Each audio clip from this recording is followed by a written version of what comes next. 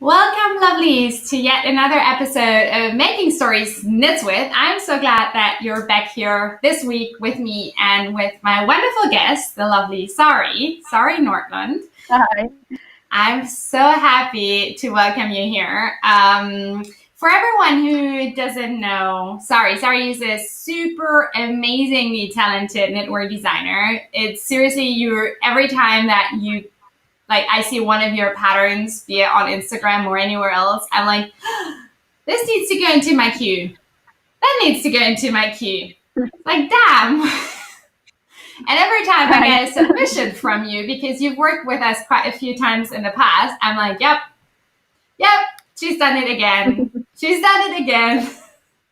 So I'm really, really happy that you're joining me here today because I very much admire your work. And I also really admire the way that you talk about your work and that you sort of integrated knitwear design into your whole life. Because when we first met, you self-published your patterns and you worked with magazines. And now you're also a full-time pattern designer for Novita.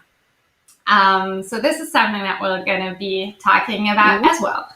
I'm taking away probably almost all of the introduction stuff, but maybe you want to share a little something else about you that our viewers might maybe not know already. Oh no, I don't know. Sorry, I'm kind of off guard there. Like... Well, like now I'm totally speechless. You surprised me with this question. Sorry about that. I actually didn't meant to do that. I caught myself by surprise. I was like, oh my god, I probably said everything that you wanted to say. So let's rephrase this. Why don't you introduce yourself and talk a little bit about who you are and what it is that you do? Yeah. Okay. So my name is Sari, as Hannah-Lisa already said, and I'm from Finland, and I now live in Helsinki. And like she already mentioned, I work for the Finnish young company called Novita, but I still also publish my own patterns. So I kind of like eat and knit and breathe knitwear all the time. So that's pretty much my whole life at the moment. And I'm a self-taught knitter. So everything I do, I have learned myself. So that's something I also wanted to mention. So if I can do it, anybody can do it. That is very true. That is very true. I'm just quickly going to open our live stream on my phone. We've been having some problems with the live chat feature of things. It's a tiny bit annoying, but it means that I'll have to take a look at, questions that come in and comments that come in on my phone, but we'll manage that. So while we do that, okay.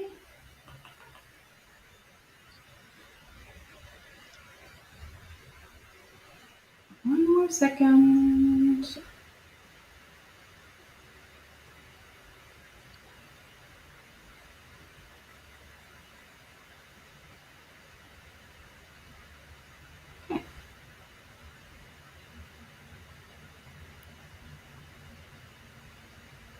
Wonderful.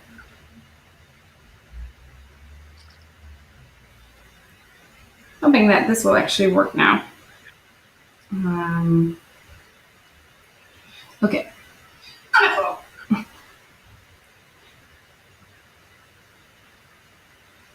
Hoping that this will actually work now. Now you'll hear myself. All right, this does not work. We'll figure out a way.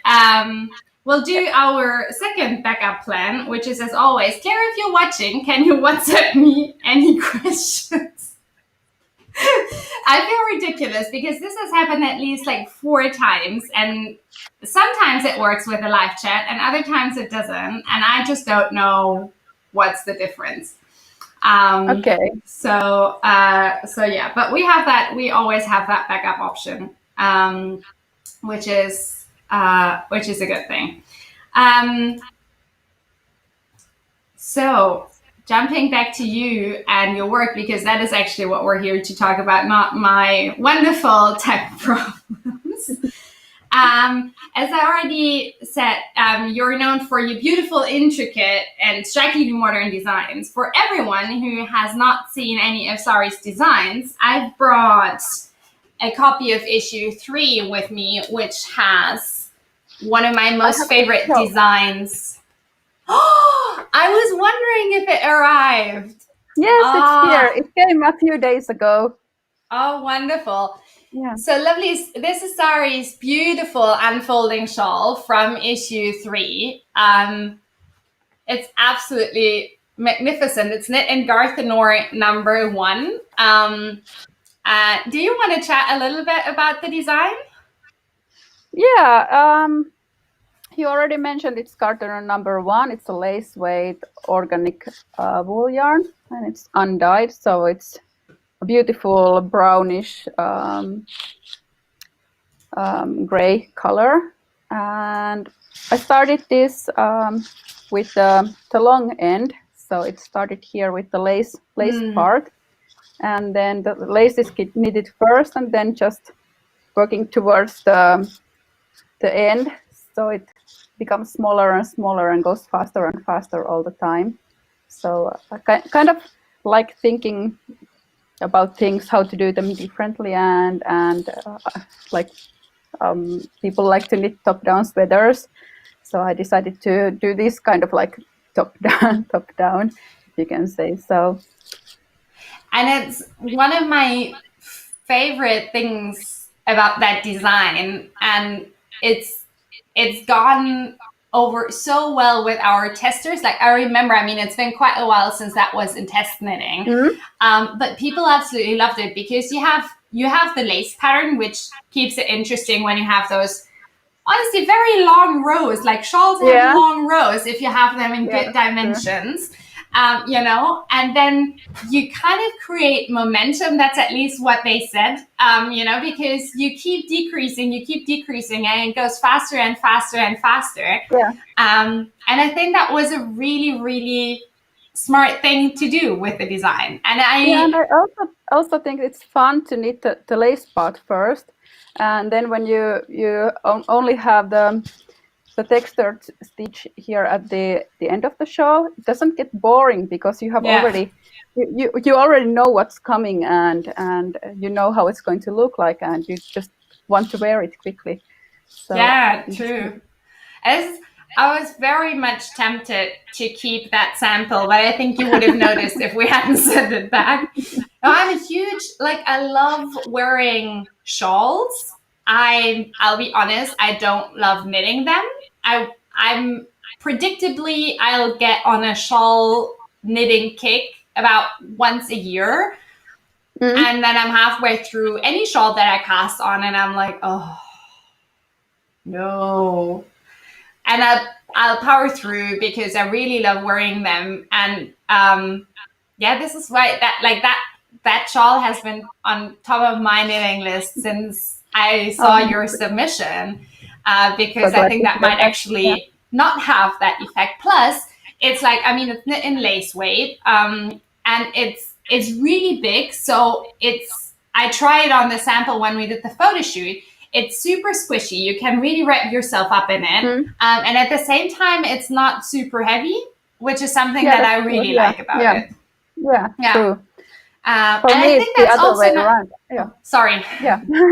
I was about to say that I really like knitting shawls, but I don't really like wearing them. I don't know why, but it's... Maybe we could come to an agreement there, Sari. Yeah, I thought you would say that. Yeah. I was going to say, I think you also recently published that pattern as an individual pattern, didn't you? Yeah. So it's available. I mean, it's available in issue 3, but if you really don't want to have the full collection, you can get it now in Sari's Ravelry store. And is it on Love Knitting as well now? Yeah, it's on Love Knitting as well, because I know there are a lot of people who have problems with Ravelry at the moment, and also for people who can't use PayPal. So I think Love Knitting is good for that. you can buy with credit cards. Yeah, wonderful. Yeah. I've brought a second thing with Oh, me, yeah. which has seen the light of the internet day today for the first time. So this is your design for issue 4, the beautiful Tauco head. Yeah. And I'm just gonna show people. This is the inside, and it's actually completely reversible. So you can wear it with the lace side, or you can wear it with the stockinette side.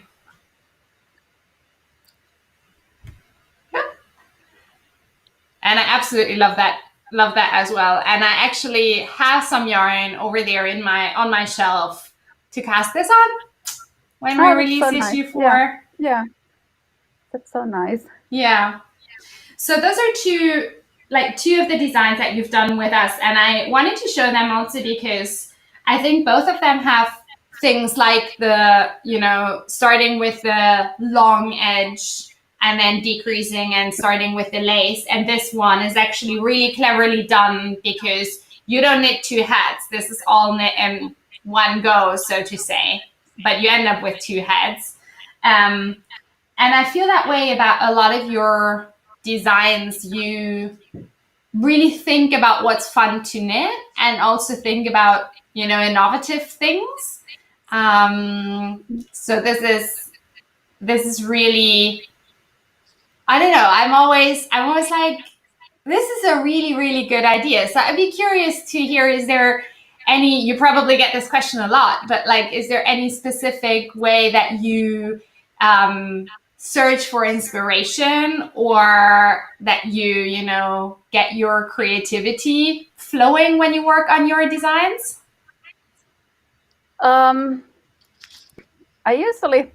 kind of selfish knitter, so I usually think what I want. and my husband once said to me that there are so many people in the world, like how many billions we are now, and if I like something, there must be at least one other person who likes the same thing. So just trust your instincts and do the things that you love the most and what you want, and there will be other people who like that too. So that's like my motto when I'm working. So usually when I self-publish patterns, it's usually something that I want. I want to wear this kind of sweater. I want this kind of hat. I'm obsessed with this color. Or, for example, this tee that I'm wearing at the moment. I was watching the old episodes of Friends, and I saw Monica wearing a knitted T-shirt, and I want that T-shirt. So I made it for myself. And it turned into a pattern. So that's usually how I work. I find inspiration all over the place. So it might be on Pinterest, it might be on a TV show, a movie. I see somebody on the bus or walking down the street, and they're wearing something that inspires me. So it's really hard to say one specific thing that inspires me. Yeah.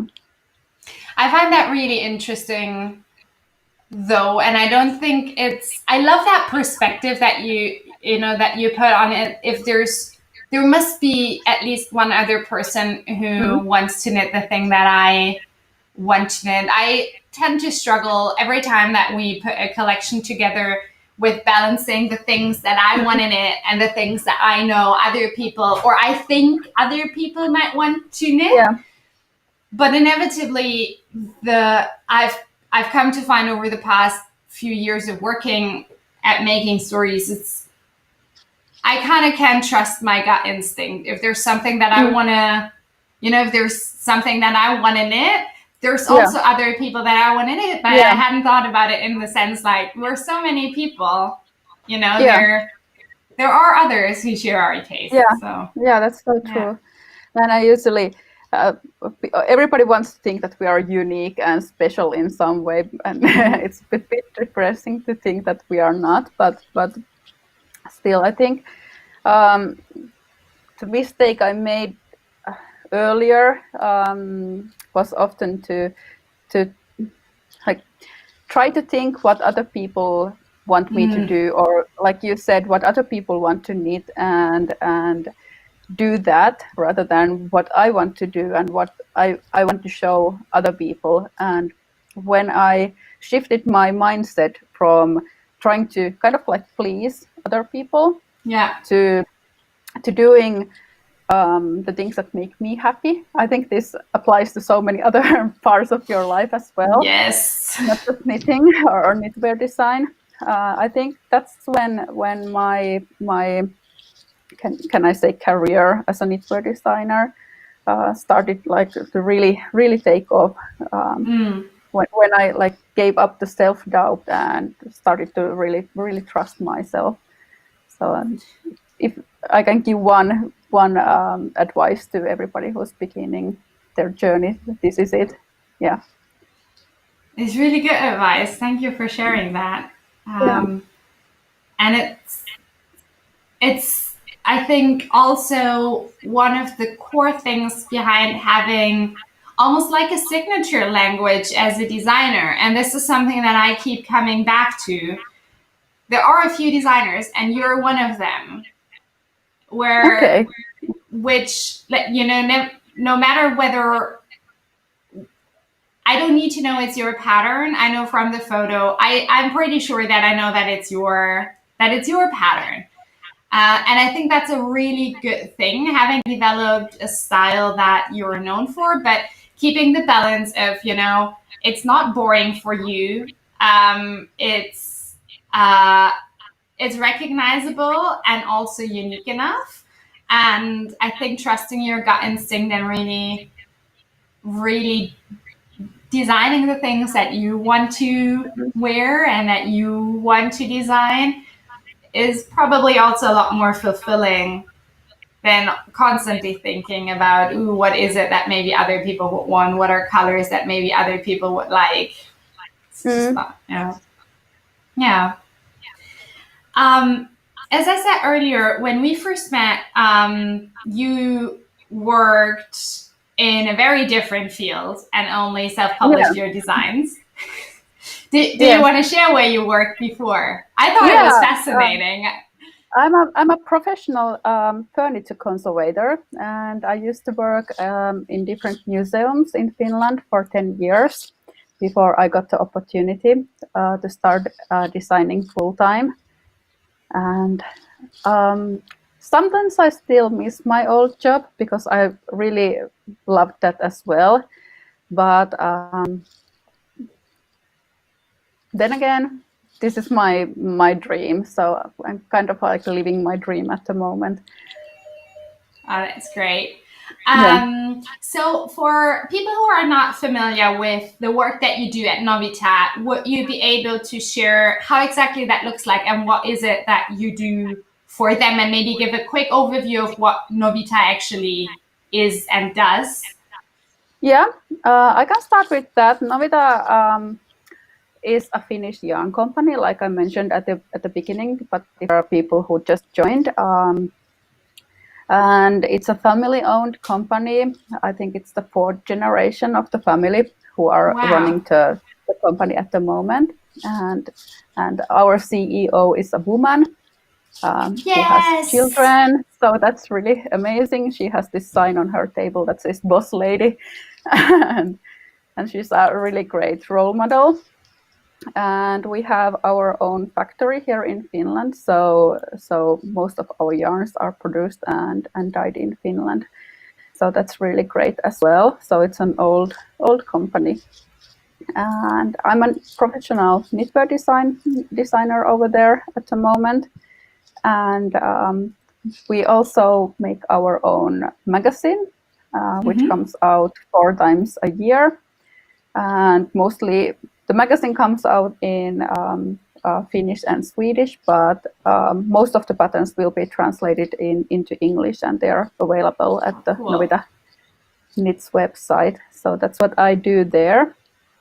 And the difference, the biggest difference between my work as indie designer, because I still do it under my own name as well. And the work I do at Novita is that when I design under my own name, then I sell the pattern.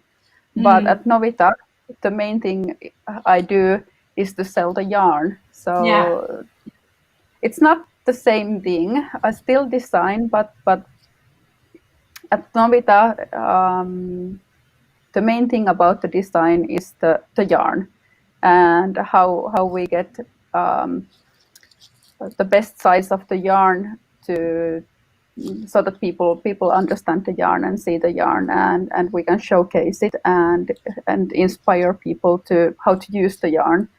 And when I design myself, I don't really think about the yarn.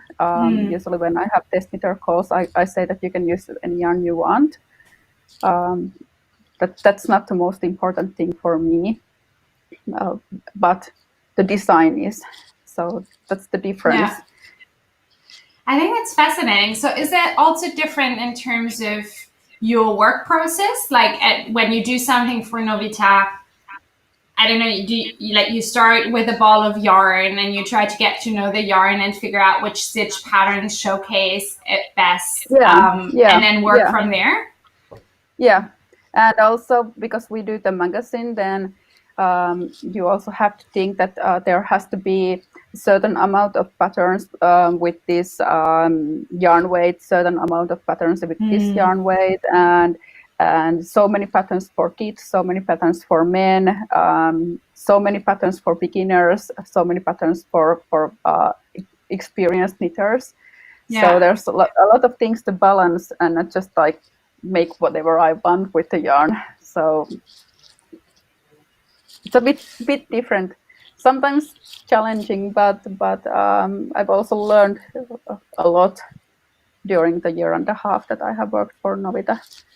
I was just going to ask, do you have the impression that your indie design work has changed as well because of the work that you do at Novita? I don't know, in the process and the way that you think about patterns or designs, or anything else? I think first of all, I have become faster.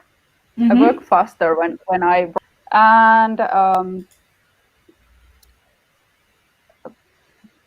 I don't know how to say this. Like from the very beginning, when I start to make the design, I'm more conscious about how to grade it and how it translates to different sizes than I was before, because before it was mostly I was working for something for me, and then it became a pattern. Now the things I do for Novita, I rarely knit them myself, so I make a little swatch and then I write the pattern, and I write only one size, and then we have about 40 knitters who knit for us, and I send the yarn and the pattern to the knitters, and they make the final sample, and then we have a tech editor who grades all the other sizes and finalizes the pattern. So I have to think about from the very beginning how I want the design to be, and that our tech editor can translate it into different sizes later. And I can't experiment as much at my work at Novita than I do when I knit the samples myself, because I kind of have to know immediately how I want, for example, the neckline to be, because I send it to the knitter and I can't like rip it back and do it all over many times. So I kind of have to often play it more safe over there than I do when I design myself. But at the moment, I often do so that when I design myself, I'm probably trying more techniques at the moment than I did before, because I want to learn. And then when I have cracked something with my own designs, then I can use it for Novita later, because I know how it goes, and I know how to write the pattern. Yeah. So that's usually how I work. I love it. They are very lucky to have you. Thank you.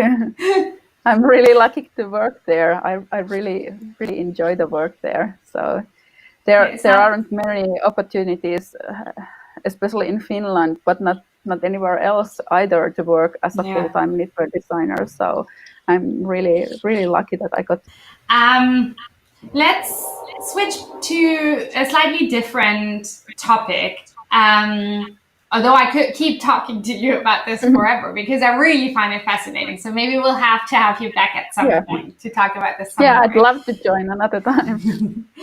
The other topic that I wanted to chat with you about today is submissions and working with magazines or yarn companies, because you've worked not only with us, but also with quite a few others before.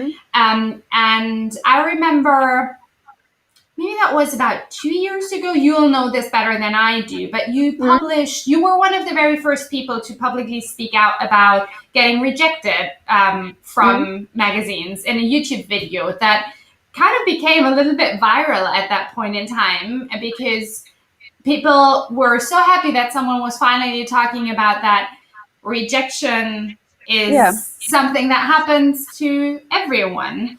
And you also gave people very practical tips on how to deal with the rejected designs, which I think at that point, no one had really talked about it before. So kind of a taboo, and I think it still is. People don't want to talk about it. Of course, nobody ever wants to talk when they're rejected or say that they failed at something. But I don't think it's that bad anymore. I think there's more transparency nowadays. I hope so, and I know that we've been trying hard to communicate, why, like, not why, but like how the decision-making process behind a collection is like, and that a rejection does not mean at all that a design is bad or a pattern is bad or anything like that, but that more often than not, way more often than not, it has to do with putting a collection together that has to feel like a collection. It's like circling a little bit back to what you said about Novita and about the work that you do there. You have a lot more parameters to think about if you're putting together something that looks like this, and you want it to feel and look cohesive, and you want to have things for everyone in there. There are a lot more considerations when selecting a pattern than just, is it a good design, and is this something that people will enjoy knitting. I'm not entirely sure actually how much you still submit to magazines, but I know that I found your thoughts back when you shared them about getting rejections on submissions really interesting. So would you want to share a little bit about how you think about submitting to magazines and getting accepted or rejected? This past year, I've been doing a lot less submissions than I did before. Mostly, well, first of all, last year was really crazy for me because I wasn't anticipating starting to work at Novita. And we moved to Helsinki, and so many things happened during last year. And as you probably know, when you make a submission, the magazine usually comes out like 6 months or 9 months or even a year from the point that you submit your work. So last year I wasn't expecting things to become so hectic for me. I wasn't expecting so many changes in my life when I started to submit things.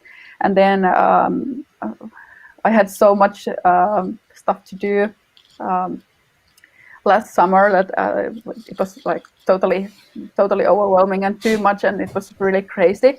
So I decided back then that, okay, I need to take it slower. This is not sustainable for me. I can't keep up with this workload. and I don't want it to become so that I lose the fun of the knitting. Yeah. So I don't want it to become just work and crazy deadlines. So I've scaled back from submitting work. But what has happened during the past few years, I have gotten quite many commissions. So I still have to kind of like submit work, but I've been approached that would you like to design for this and this magazine or this collection?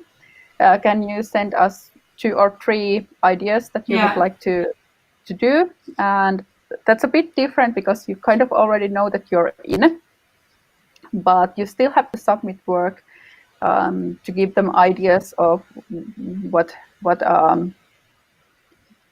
you can offer them, and they can take the bid. And also I've noticed that, at least for me, it takes a really long time to put together a submission because I want to do it well. First of all, to process the mood board of the submission and decide what I want to do, and then knit all the swatches and make sure they are. Sometimes I have to re-knit them multiple times to get them exactly like I want. And for me, writing the inspirational text is always the hardest part. I always struggle with putting my thoughts on paper, so that's not my strong part. But it takes me a lot of time to put together a submission. And if I have to make 2 or 3 different submissions, it's almost like 1 week's worth of work for me to like put everything together on paper. And it's a lot of it's a lot of work, especially if you think that how much other stuff I could do during that time. So it's away from something else. So you really have to think that does this bring me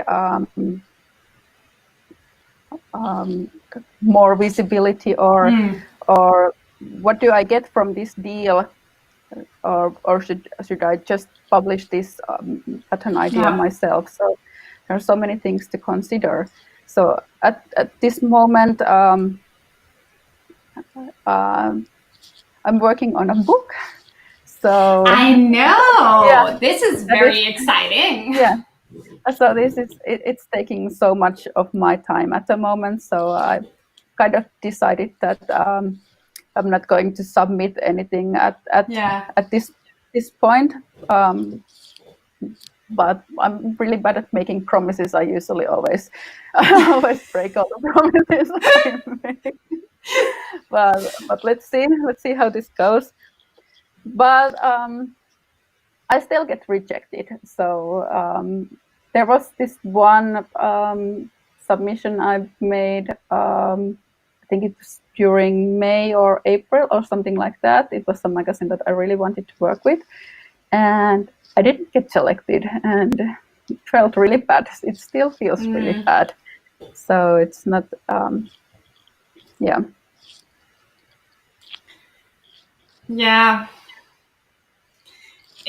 I often wish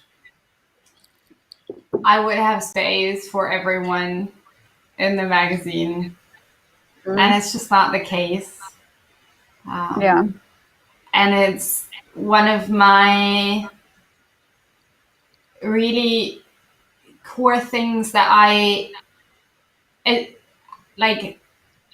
submission takes such a long time. Every single designer who submits an idea via to us or someone else puts in so much time and effort and energy and heart into a submission that it just makes me very, very sad when I hear the way that,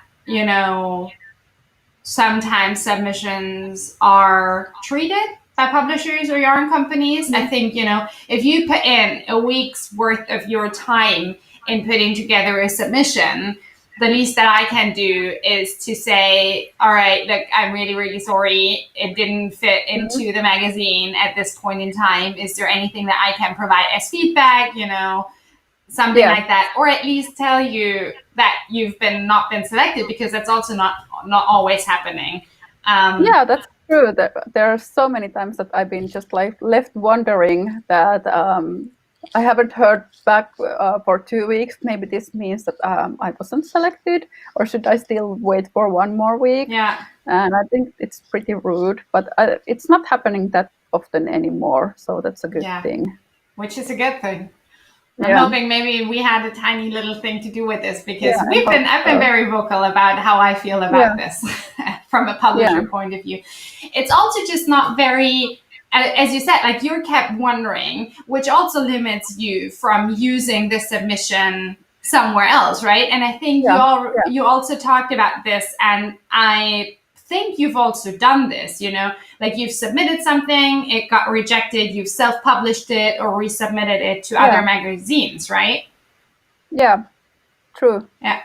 So for everyone, who's either a knitwear designer, aspiring knitwear designer out there, know that this is a thing that you should absolutely do. If you submit something, your submission doesn't get accepted, you've put in so much work, do something with it. Also, it goes back to what you initially said, Sari. If you submit something that you really want to knit or self-publish, it's then it's not a good thing if it gets rejected, obviously, because it still makes you sad, but it means you already have put in the work for something that will fit into your portfolio. Yeah, that was actually something Verena said to me back then. That only submit things that you would want to publish otherwise, because then you can just think about the submission projects as the first steps into designing. So you have made the swatch, you have made the sketch, you have thought about the design, how you want to work it. And if it doesn't get selected, then you have done the first step for like self-publishing. And I think that was such a good advice. Yeah, so really good advice. Yeah. Can we talk for 2 minutes about your book? I know this wasn't on my question list, and I'm not entirely sure how much you can or want to disclose, but I'm really curious. So what kind of book is it? You're working on it with someone else, if I'm not mistaken, right? Yes, I'm working with my friend Erika, and I met her. She was also working for Novita. She was actually my boss until January. After that, she decided to start her own company, and she's really amazing, like at graphic designing and photographing and like visual storytelling. She's not a knitwear designer. She's not a knitter, or she's a novice knitter, so she knits small things, but not very much. But she really likes taking photos of knitwear, and she's really amazing with colors and so we've been discussing a lot about what kind of patterns we are making for the book. All the patterns are my patterns, but there's also her input to the patterns because she, like I said, she has such an amazing eye for design and colors. So it's going to be amazing, and it's coming out a year from now. I think it was October 2021, and it's coming out first in Finnish, but it's the publishing house is Bonnier, so they are like international company. So there's already talk about I think Swedish and English translation, and probably also German. So let's see how it goes. Quite exciting. Yes, please. Yeah. And we are not doing like a traditional pattern book. So a lot of knitwear books are just like patterns, a collection of knitwear. But we wanted to do something with a bit more depth. So we have people who we know.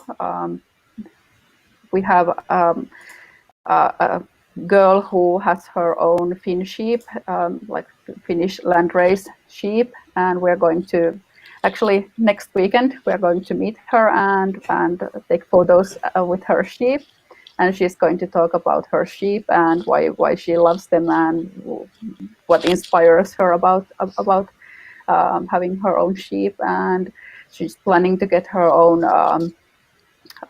the fleece made into her own yarn. Yeah. And then we have a dyer who's talking about dyeing yarn, like an indie dyer and stuff like that. So we are getting deeper into into knitting and knitwear designing than just like the patterns. So we're talking about what inspires people about sheep and wool and knitting, and there are so many things that you can get into. Like Erika is into taking photos of knitwear. I'm into designing, and we have a person who's like a hobby knitter and a yarn dyer and so on. So it's going to be really nice. I love it. It sounds amazing. So How fun. like I'll have to brush. telling a story. Yeah. Sorry, say again? Yeah, so we are like telling a story rather than having just a collection of patterns. Yeah. So that's the main idea of the book. Oh, okay. So I'll definitely have to brush up my Finnish skills. Kippis is not enough. Moi is not enough. Non is not enough. No, This is about the three Finnish words that I know. We're hoping that it's gonna come out in English. I think it will come. I think it would be a huge success. It's like it sounds you. like a really also like just a really joyful project to work on. Yeah. Speaking of joyful projects, what are you currently knitting? I took this with me here, so this is like something that I can mindlessly knit as I talk. This is just a basic black pullover that I'm making. I don't know if you can see it here on your screen because it's black. But I've been missing a black pullover, and also I really need a black cardigan because that's the kind of like what I really want to wear, and I know I will wear this so much, but it's black. It's quite boring. Boring to knit. You can see what you're doing. So I decided I have to do this summer, because when it becomes darker again, then you can't see anything. It's already quite hard to see the stitches, especially because I'm knitting with one strand of mohair and one strand of merino. So so it's fuzzy and it's really hard to see all the stitches. But it's like my basic go-to pullover. Yeah, I was just gonna say the same. It's really smart that you're knitting this now so that you can actually see it. Yeah. Which yarns are you using? I'm using knitting for Olive. So this is like my kind of like favorite. Which way do you have to? Can you see it now? Other way. Yep. Other way. So it's mirroring for me. So it's it's a bit confusing. Yeah. So this one, and also their merino. So they were really nice. Love it. I love their yarns because they're like quite affordable in my opinion. So they're like on the lower price point, not like cheap, but not as expensive as many. Yeah, so and still consciously produced. And it's funny that you say that you were knitting with this, because I just sorted this into my yarn drawer, which is exactly the same two bases. Yeah. So this is leftover from a sample that I got over the past weekend, and it's really I've not knit with it, so I was quite glad that that there was some left over, so I could actually see it in the skein, and it looks really nice. Yeah, really.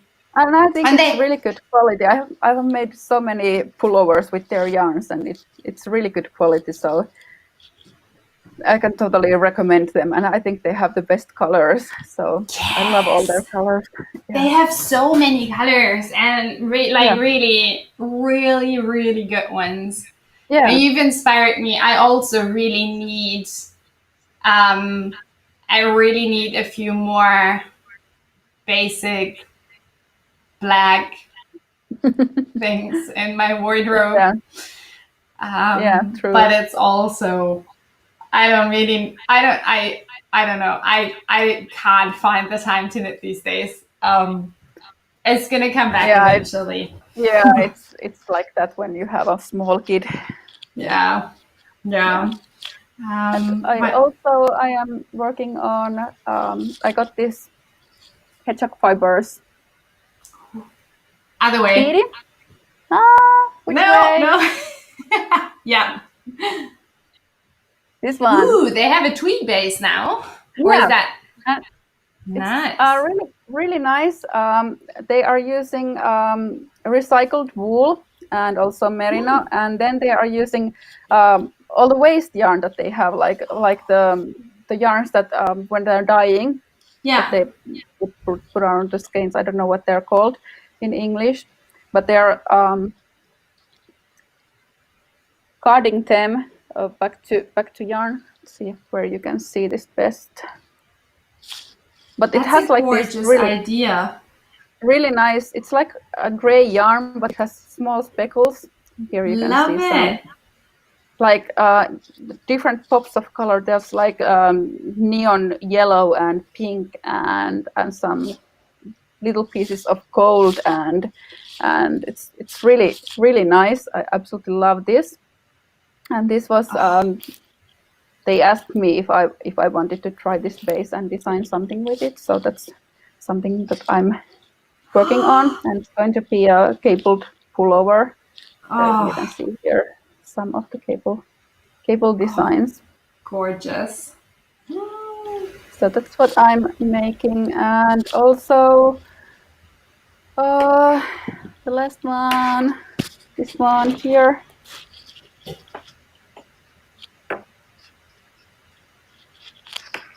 Can you see it? Yep. So this is the ballad pullover. So if you think it looks like poet, so it's like poet pullover's little sister. Yeah. The poet pattern has been so popular. So I kind of like graded the lace pattern down. The poet pattern is like 20 stitches wide, so this is 10 stitches wide. And I wanted to make like this chunky sweater, and the poet stitch pattern would have been too wide to repeat and grade. So I think this smaller pattern works really nicely for this one. And for this, I'm using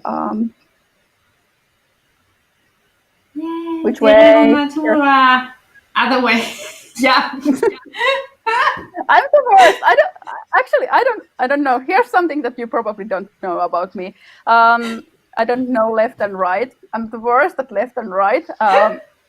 When I was driving, trying to get my driver's license, and they asked me to turn right, and I turned left, and they were like, "Okay, we can go here." But anyway, oops. And I always struggle when I'm designing.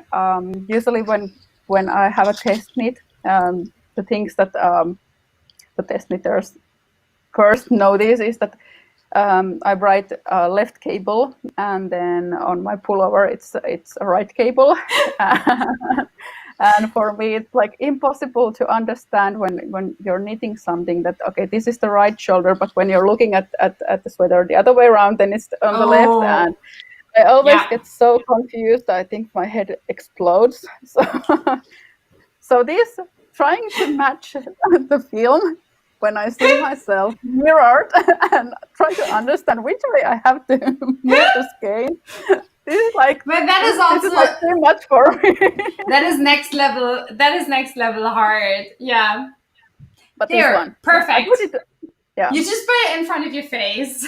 Yeah. Yeah. But yeah, But I love this yarn. It's so nice, it's so wonderful, gorgeous. I love it and so it's much. also a really quick knit.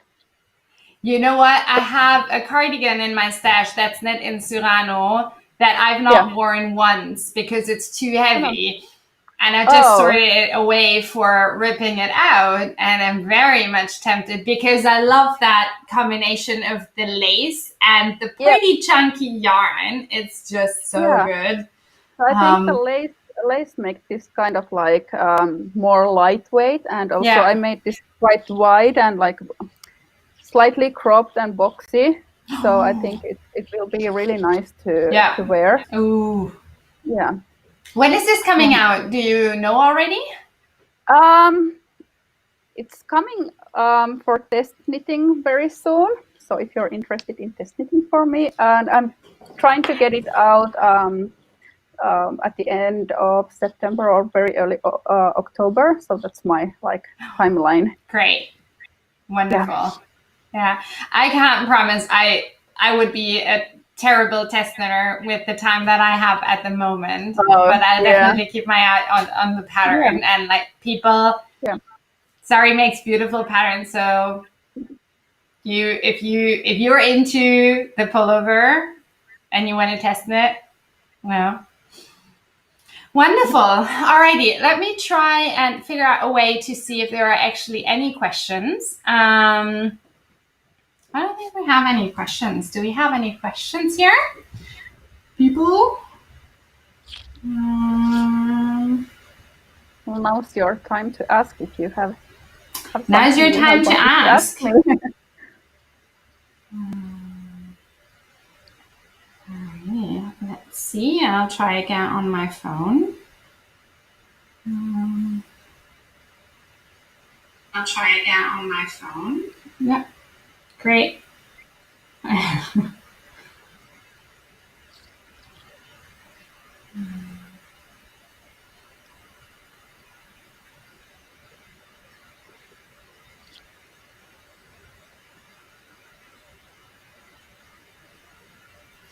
I can't see any questions coming up. So I'm just gonna wait for a few minutes longer, Yeah. just to see if there are any questions coming in. Yeah. Oh. Okay. There were questions there.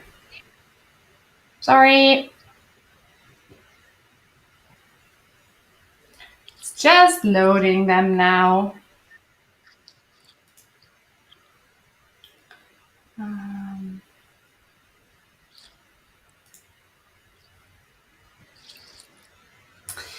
Wonderful. All right, it loaded. So Barbara says hi. Hi, Barbara. And Carol says hi from Chicago. Hi, Carol. And also commented, I think that must have been when you showed unfolding, that she loves the tassels. We also had Annie from Helsinki. Hi to Helsinki. And Hi. yeah, and Carol also said rejection may be disappointing, but it does not mean failure. And she has a question actually for you, Sari, for your test knit. So if people test knit for you, do they have to use certain yarns? Well, I think I mentioned that already. No. I always write in my calls for test knitters that you can use whatever yarn you want as long as you can get the gauge. So I don't like, people are giving me their free time to test knit for me. So I think it's unfair for me to start saying too much that you have to do this or you can't do this. So the most important thing for me is that people get the kind of sweater or whatever project that is that they love to wear, and something they enjoy making and something they enjoy wearing, and it gets a lot of use, because otherwise that's like kind of like wasted time and wasted material. So for me, as long as you can get the gauge, then it's fine with me, whatever yarn or whatever color you want to use. That's up to you. Perfect. Great. I think, Carol, that probably answers your question. Are there any other questions?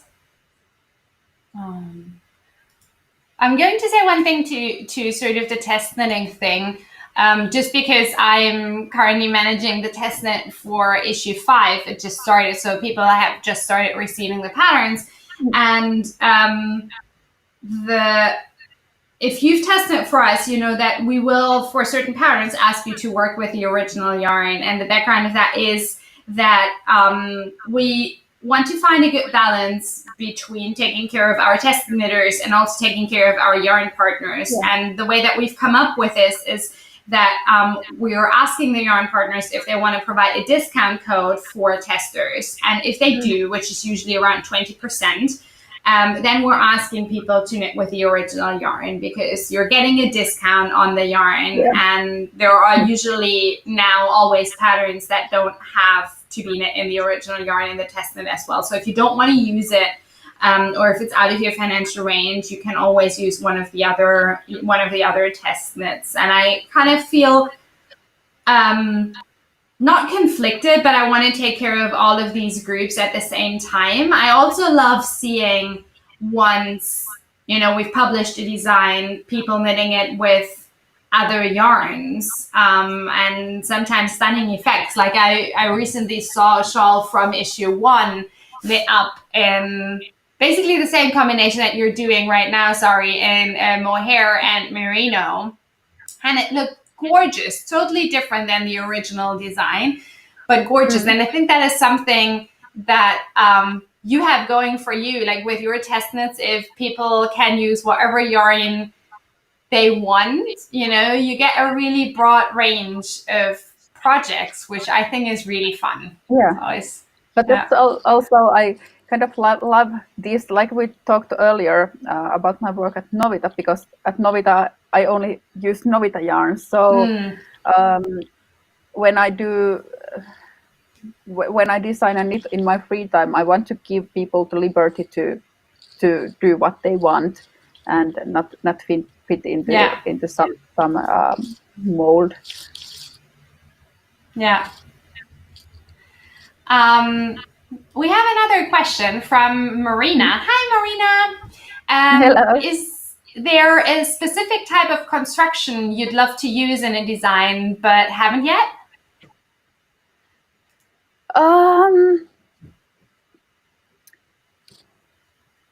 There are a lot of different types of sleeves at the moment, especially when knitting from top down, with like saddle shoulder constructions and stuff like that. So that's something that I would love to work more. And I haven't designed a sideways pullover, so that's something that I would love to crack.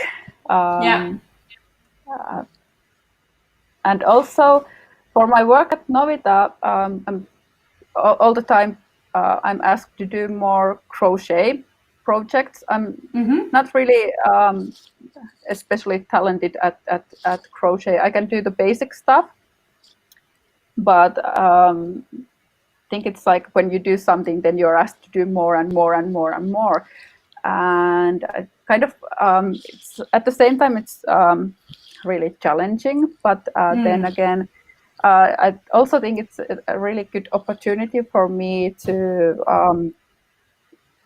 learn, and I have colleagues that have been doing crochet designs a lot, so there's a really great people for me to learn from. And I don't have to like figure out everything on my own like I have done until now. So I think that crochet is something that I would really love to get more into and like put my twist on it. So yeah, let's see where this takes me. I love it. Is designing for crochet very different than designing for knitting? I think the basics are the same. you have the certain amount of stitches and a certain amount of rows, and it grows from there. But because I'm not that talented, I only know the basic stitches, and like the same if you're trying to design knitwear and you only know the knit stitch and the purl stitch, you don't get that far. And there are so many things that you can do with crochet, so many different shapes and patterns and lace. So I think there's so much for me to learn. Yeah. It's a beautiful space to be in, because you have the knowledge from knitting and like the theory, the mathematical theory behind how you put string into fabric essentially, and then transform that into the shape that you want is the same, and you can use that and then explore from there. Looking forward to that. Crochet gives you so much more opportunity to because you're always only working with one stitch, so you can go anywhere and you don't have like a whole row of, but you always only have the one, and you can go anywhere with it in a different way than you can do with knitting. So that's something that intrigues me a lot. Fascinating. Okay, we have 2 more comments. So Barbara said, no question. She just wanted to let you know, Sari, that she loves your motto, that there must be someone out there who loves what you're doing. Self-doubt is your worst enemy. I think that's my husband's motto, but I have taken it for me. And then Marina said that she loves the look of saddle shoulders, and she's been tempted by crochet recently too. So that's really nice. Yeah, we might see more crochet, which is nice. Yeah. Alrighty, lovelies. If you go on Ravelry, for example, you notice that there are so many knitting patterns, and I think there are not as many crochet patterns. And kind of the same thing that has happened for knitting during the past 5 years or so. Knitting has become so much more like trendier and modern, and I don't think that has really happened for crochet yet. So it's kind of like still really traditional, but I would love to see how to make like modern, trendy knitwear or crochet wear with that technique. So that's something that I'm really interested in. Let's see how it goes. Fascinating. Yeah. I can't wait to see what you come up with. I'm sure it's going to be good. Thank you.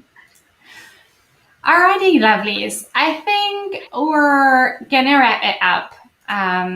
Thank you so much, Sari, for joining me. This was a lovely hour, and as I said before, I would love to have you back at some point. Yeah. If people want to find out more about you and find your designs and also the work that you do at Novita, where can they go to find out more? For example, on Ravelry, you can find all my self-published patterns there, and I'm slowly adding more patterns to Love Knitting all the time. And on Instagram, I'm quite active on Instagram, Sari_in_. And then on Novita Knits website, so novitaknits.com, there you can find all the Novita patterns, and most of them are for free.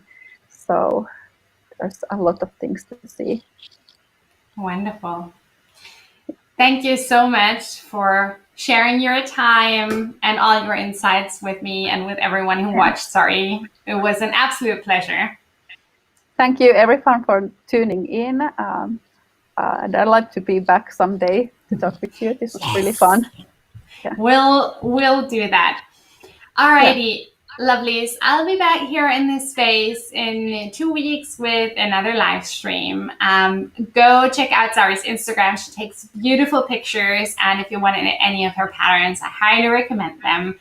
Either go to Ravelry or Love Knitting. And Sari, I hope you have a wonderful, wonderful rest of the day. And to everyone who tuned in, You too. And take care of yourself.